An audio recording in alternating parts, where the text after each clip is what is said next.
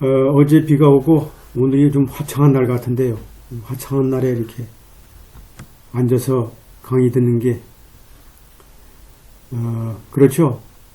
조금만 참게 되면 또 이렇게 우리가 보다 또 기쁘고 즐거운 날이 또 있으니까 조금만 참으시고, 특히 판례 같은 경우는 아시다시피 그냥 혼자 하려 그러면 재미도 없고, 그죠? 또 이렇게 자주 안 보게 돼요.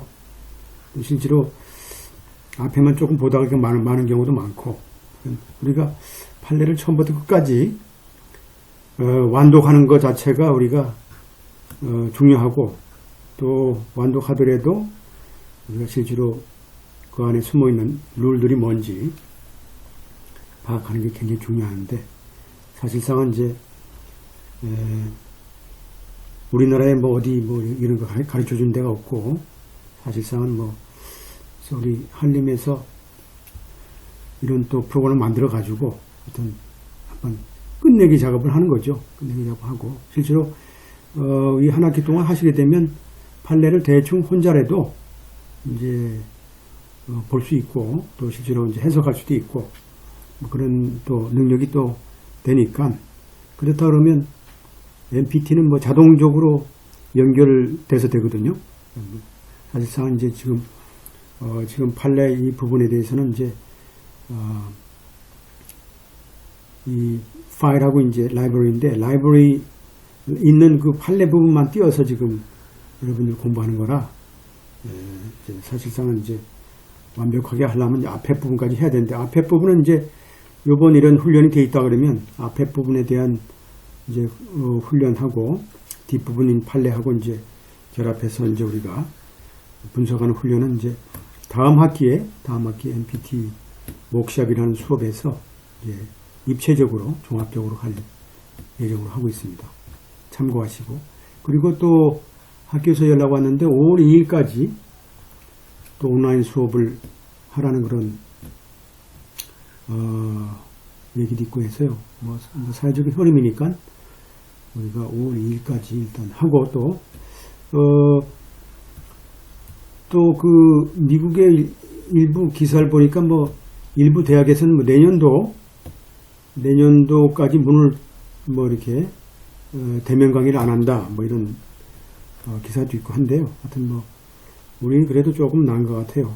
코로나 잡는 게 방법이 또 터득했는지 모르지만 하여튼 좋은 편이니까, 제가 볼 때는 좀 희망 섞인 얘기는 상반기 끝나기 전에도 하면 좋은데, 안 되게 되면 온라인 수업을 계속 해야 되는지 하여튼 그런 문제가 될 수도 있어요. 참고하시고, 오늘은 하나는 지금 두 개의 케이스는 주로 이제 이 수정헌법 1조와 관련된, 특히 언론사와 관련된 문제가 있겠고, 두 번째 두 셋 이 케이스는 집단 소송과 관련된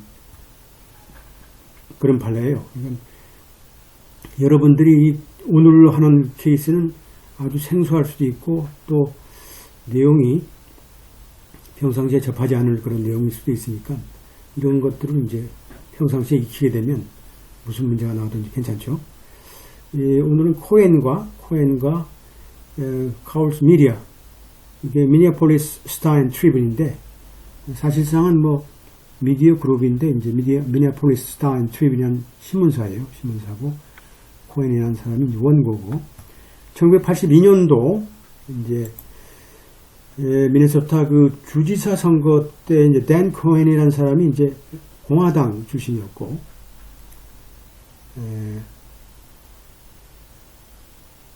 공화당인데 이제 특히 이제 윌락 위트니라는 소위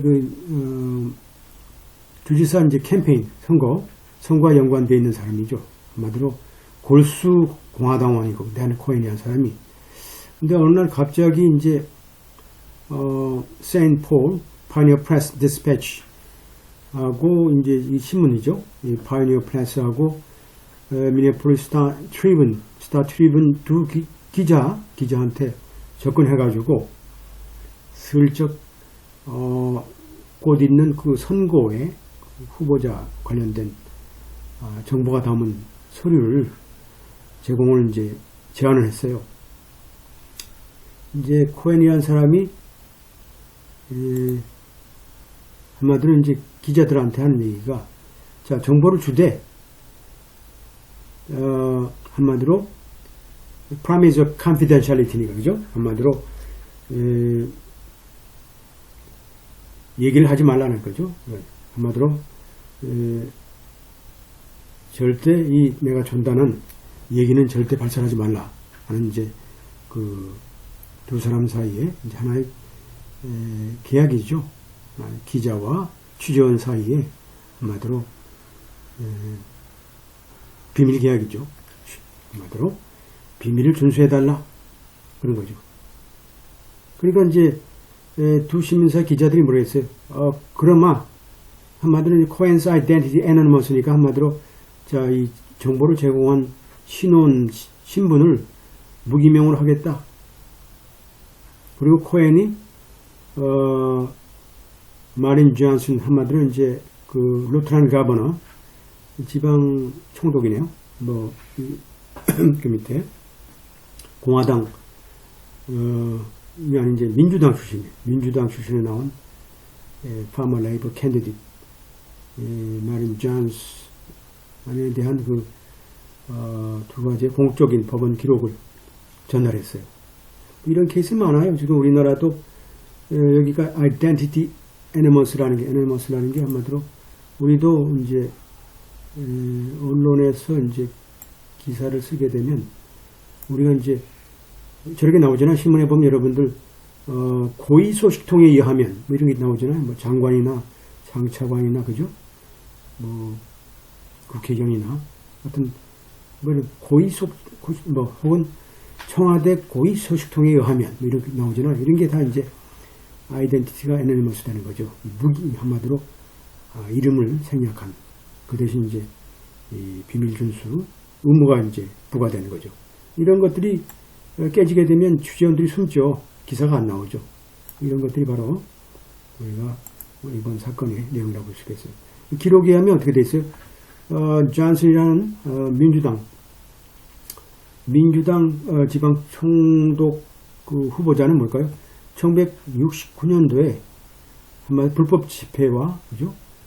한마디로 불법 집회가 있었고 또 1970년도에 뿌띠 테프트 그죠? 한마디로 절도죠. 좀도독으로 이제 기소된 사건이 1969년도에 이제 기소된 사건이죠. 그래서 이제 두 신문사가 이제 해명을 요구하는 인터뷰를 요청했고 결국은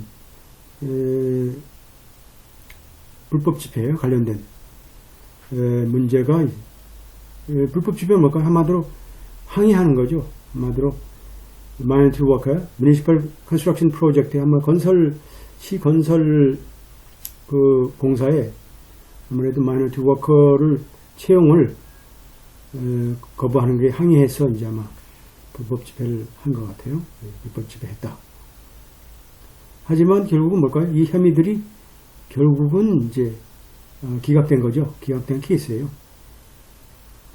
그리고 좀도둑에 대한 기소는 6불 그죠? 아마 소잉 머티리얼이니까 뭐 그죠? 이렇게 재봉 봉제와 관련된 건지 6불 정도 아주 적은 금액도 금액을 지불하지 않고 상점을 나와서 기소된 케이스죠. 이 사건도 동시에 한마디로 존슨이 좀 심리적으로 불안할 때 발생됐고 결국은 이 기소 상태가 나중에 다 무효가 됐던 그런 사건이죠. 사실관계는 그렇죠. 자, 그 다음에 두 신문이죠. 파이니어 프레스하고 미니어플레스, 스타 트리뷴 두 신문사의 그 소위 편집 기자들이 결국은 코엔스의 이름을 그죠? 그들의 이야기에 그들의 기사에 부분으로 이제 한마디로 게재하기로 결정했어요.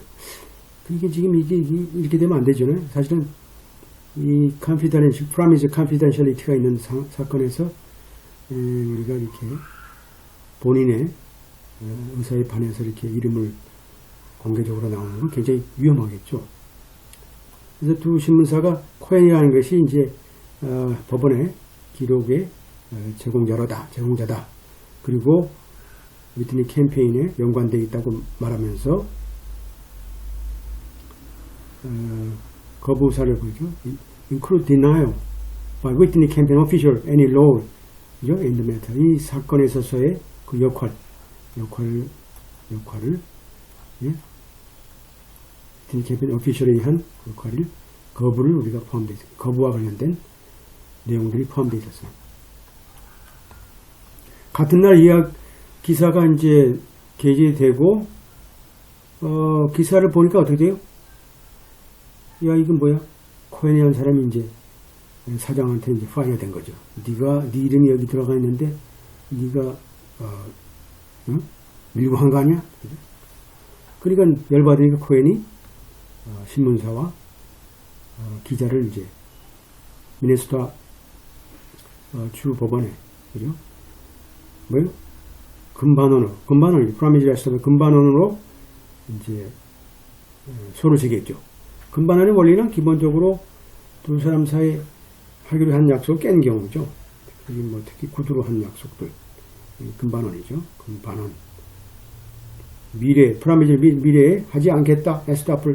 에스탑이라는 건 뭐뭐 하도록 하지 않겠다는 뜻이죠. from이란 들어가니까 프라미즈 에스탑이죠.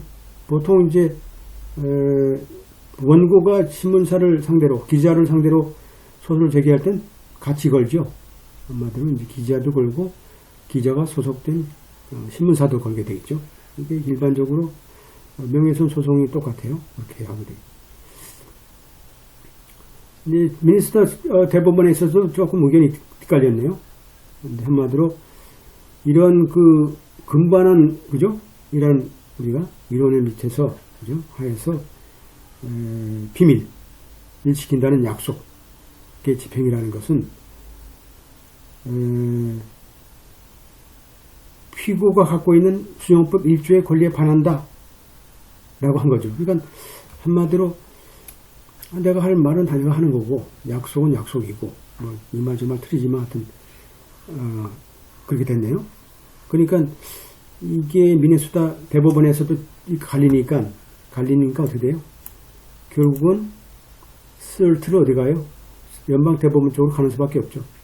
연방 대법원에 이제 수용법 1조와 관련된 이 사건에 관련된 연관 문제들을 이제 심리하도록 이제 요청하는 거죠. 그리고 이제 여기 이제 보면 이제 우리가 연방 대법원의 사건으로 되어 있죠. 1991년도 사건이고.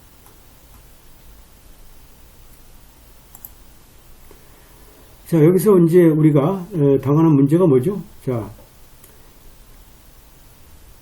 금반원에 관한 이 개인 소송이 우리가 수용법 제14조와 관련된 의미에서 이게 공권력에 해당될 수 있느냐, 국가의 작용으로 해당될 수 있느냐라는 문제가 있는 거죠. 이제 14조라는 것은 결국은 뭘까요? 수용법 1조를 우리가 보호를 발동시키는 이제 문제가 되는 건데, 뉴욕타임즈의 설리번 케이스, 이하의 케이스를 보게 되면 어떤 결론을 도출하냐면 여기에서는 뭐예요? 하나의 공권의 작용이다. 공권의 한마디로 하나의 행위다. 국가의 행위다. 이렇게 보는 거죠. 이 케이스에서 보게 되면 어떤 상황을 우리한테 교훈을 주고 있냐면 이 법에 그죠? 주법원에서의 법의 원칙, 주법원의 원칙의 적용이라는 것은 그죠? 그것도 한마디로 언론의 자유를 소위 제한한다고 하는 이런 원칙 자체의 적용이라는 것은 한마디로 수용법 제14조에 의한 공권의 국가의 작용으로 구성할 수 있다, 적용이 된다라는 우리 교훈을 받았다는 얘기죠. 뉴욕타임즈와 살리반 케이스는 아주 1964년도에 있었던 미국의 엄청나게 중요한 사건이었고, 사실상 이 케이스는 뭐 한마디로 이제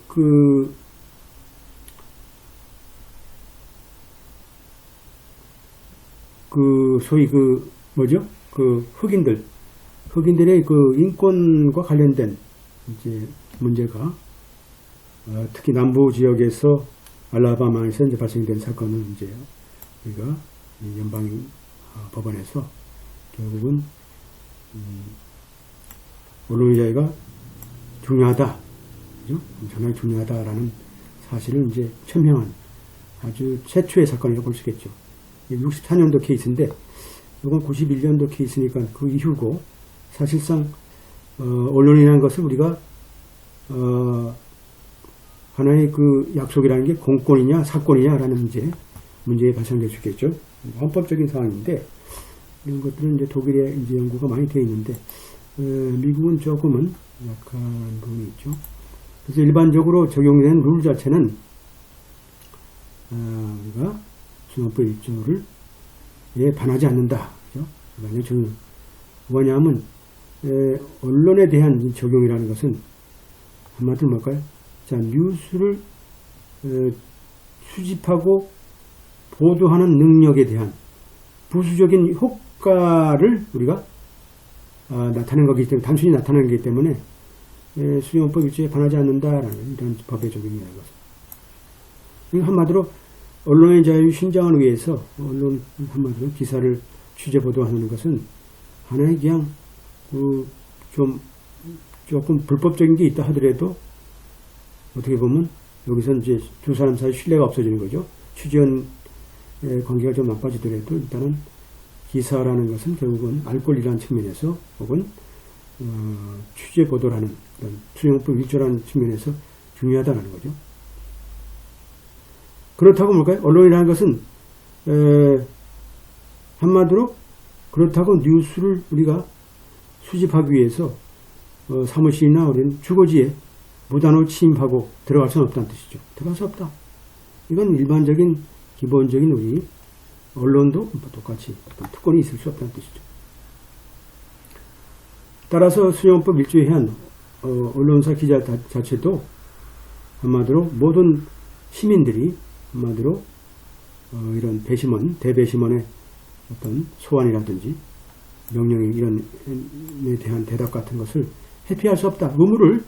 의무를 회피할 수 없다는 뜻이죠. 똑같다는 뜻이에요. 일반 시민하고 똑같다는 그런 뜻이죠.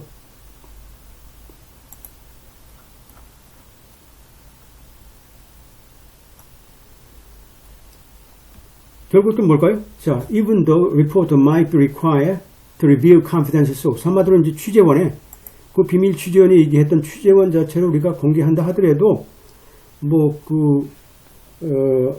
법원에서 합법적으로 요구한 사항에 대해서는 밝혀야 된다는 뜻이죠.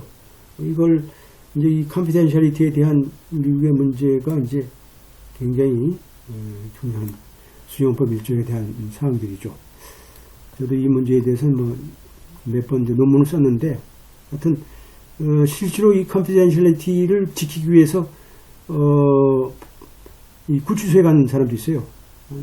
70일인가 70일 이상 구치소에 가가지고 그 사람은 이제 취재원 이름을 부르지 않았죠.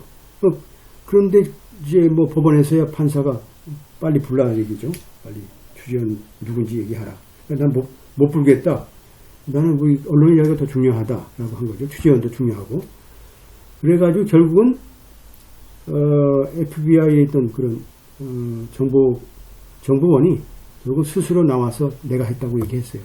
이게 참 대단한, 주디 밀러라는 여성인데 하여튼 기자가 아주 대단한 여성이 있어요. 이분이 이렇게 끝까지 지키는 경우도 있는데, 자, 여기서 볼 땐 이 언론이라는 것은 우리가